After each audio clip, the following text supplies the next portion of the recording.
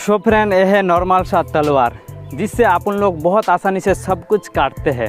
लेकिन हम भी जानते हैं और आप भी जानते हैं कि इससे पहले ज़माने में लोगों का गला काटते थे, लेकिन आज उसका ज़रूरत नहीं है। सो फ्रेंड, मैंने आज तक कभी भी तलवार नहीं चलाया है, लेकिन आज मैं चलाऊंगा इन बतलों को, यानी कि इस तलवार की मदद से इन बतलों को काटूंगा, यानी कि देखूंगा मैं एक ही बार में कितने बतल को काट पाती हूँ। तो चलिए गाइस, शुरू करते हैं। ये आप घर पे करने की या दोहराने की कोशिश मत कीजिए, क्योंकि ये बड़ी सावधानी और निगरानी के साथ किया गया है। ये वीडियो सिर्फ मनोरंजन के लिए है।